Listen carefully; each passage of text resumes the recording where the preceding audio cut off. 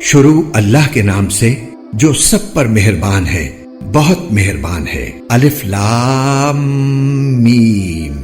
رب العالمین کی طرف سے یہ ایک ایسی کتاب اتاری جا رہی ہے جس میں کوئی شک کی بات نہیں ہے۔ کیا لوگ یہ کہہ رہے ہیں کہ پیغمبر نے اسے خود گھڑ لیا ہے؟ نہیں، اے پیغمبر، یہ تو وہ حق ہے جو تمہارے پروردگار کی طرف سے اس لیے آیا ہے کہ تم اس کے ذریعے ان لوگوں کو خبردار کرو جن کے پاس تم سے پہلے کوئی خبردار کرنے والا نہیں آیا، تاکہ وہ صحیح راستے پر آ جائیں۔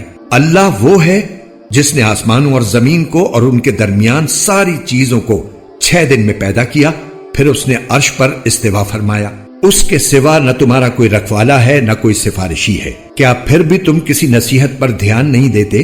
وہ آسمان سے لے کر زمین تک ہر کام کا انتظام خود کرتا ہے، پھر وہ کام ایک ایسے دن میں اس کے پاس اوپر پہنچ جاتا ہے جس کی مقدار تمہاری گنتی کے حساب سے 1000 سال ہوتی ہے۔ وہ ہر چھپی اور کھلی چیز کا جاننے والا ہے، جس کا اقتدار بھی کامل ہے، جس کی رحمت بھی کامل۔ اس نے جو چیز بھی پیدا کی اسے خوب بنایا، اور انسان کی تخلیق کی ابتدا گارے سے کی، پھر اس کی نسل ایک نچوڑے ہوئے حقیر پانی سے چلائی، پھر اسے ٹھیک ٹھاک کر کے اس میں اپنی روح پھونکی۔ اور انسانوں، تمہارے لیے کان، آنکھیں اور دل پیدا کیے، تم لوگ شکر تھوڑا ہی کرتے ہو۔ اور یہ لوگ کہتے ہیں کہ کیا جب ہم زمین میں رل کر کھو جائیں گے تو کیا اس وقت ہم کسی نئے جنم میں پیدا ہوں گے؟ بات دراصل یہ ہے کہ یہ لوگ اپنے پروردگار سے جا ملنے کا انکار کرتے ہیں۔ کہہ دو کہ تمہیں موت کا وہ فرشتہ پورا وصول کر لے گا جو تم پر مقرر کیا گیا ہے، پھر تمہیں واپس تمہارے پروردگار کے پاس لے جایا جائے گا۔ اور کاش تم وہ منظر دیکھو جب یہ مجرم لوگ اپنے رب کے سامنے سر جھکائے ہوئے کھڑے ہوں گے، کہہ رہے ہوں گے کہ ہمارے پروردگار، ہماری آنکھیں اور ہمارے کان کھل گئے، اس لیے ہمیں دنیا میں دوبارہ بھیج دیجئے تاکہ ہم نیک عمل کریں، ہمیں اچھی طرح یقین آ چکا ہے۔ اور اگر ہم چاہتے تو ہر شخص کو پہلے ہی اس کی ہدایت دے دیتے، لیکن وہ بات جو میری طرف سے کہی گئی تھی طے ہو چکی ہے کہ میں جہنم کو جنات اور انسانوں سے ضرور بھر دوں گا۔ اب جہنم کا مزہ چکھو، کیونکہ تم نے اپنے اس دن کو بھلا ڈالا تھا۔ ہم نے بھی تمہیں بھلا دیا ہے، جو کچھ تم کرتے رہے ہو اس کے بدلے اب ہمیشہ کے عذاب کا مزہ چکھتے رہو۔ ہماری آیتوں پر تو وہ لوگ ایمان لاتے ہیں جن کا حال یہ ہے کہ جب انہیں ان آیتوں کے ذریعے نصیحت کی جاتی ہے تو وہ سجدے میں گر پڑتے ہیں اور اپنے پروردگار کی حمد کے ساتھ اس کی تسبیح کرتے ہیں، اور وہ تکبر نہیں کرتے۔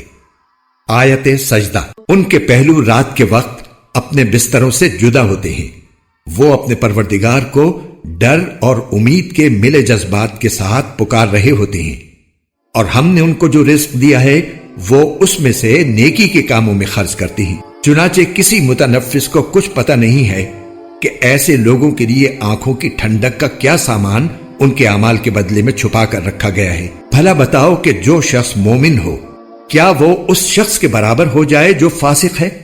ظاہر ہے کہ وہ برابر نہیں ہو سکتے۔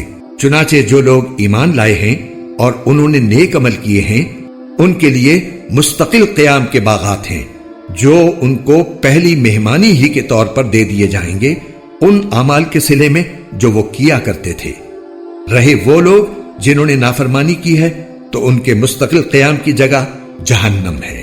جب بھی وہ اس سے نکلنا چاہیں گے انہیں وہیں واپس لوٹا دیا جائے گا اور ان سے کہا جائے گا کہ آگ کے جس عذاب کو تم جھٹلایا کرتے تھے اس کا مزہ چکھو، اور اس بڑے عذاب سے پہلے بھی ہم انہیں کم درجے کے عذاب کا مزہ بھی ضرور چکھائیں گے، شاید یہ باز آ جائیں۔ اور اس سے بڑا ظالم کون ہوگا جس کو اپنے پروردگار کی آیتوں کے ذریعے نصیحت کی گئی تو اس نے ان سے منہ موڑ لیا۔ ہم یقیناً ایسے مجرموں سے بدلہ لے کر رہیں گے، اور حقیقت یہ ہے کہ ہم نے موسیٰ کو کتاب دی تھی، لہٰذا اے پیغمبر تم اس کے ملنے کے بارے میں کسی شک میں نہ رہو۔ اور ہم نے اس کتاب کو بنو اسرائیل کے لیے ہدایت بنایا تھا، اور ہم نے ان میں سے کچھ لوگوں کو جب انہوں نے صبر کیا ایسے پیشوا بنا دیا جو ہمارے حکم سے لوگوں کی رہنمائی کرتے تھے اور وہ ہماری آیتوں پر یقین رکھتے تھے۔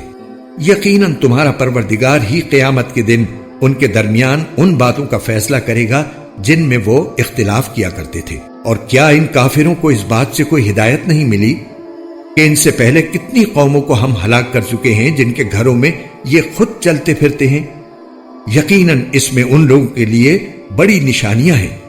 تو کیا یہ لوگ سنتے نہیں ہیں؟ اور کیا انہوں نے نہیں دیکھا کہ ہم پانی کو کھینچ کر خشک زمین کی طرف لے جاتے ہیں، پھر اس سے وہ کھیتی نکالتے ہیں جس سے ان کے چوپائے بھی کھاتے ہیں اور وہ خود بھی؟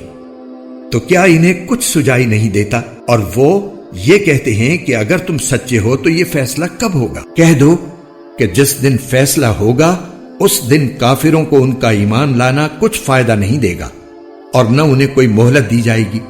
لہٰذا اے پیغمبر، تم ان لوگوں کی پرواہ نہ کرو اور انتظار کرو، یہ بھی انتظار کر رہے ہیں۔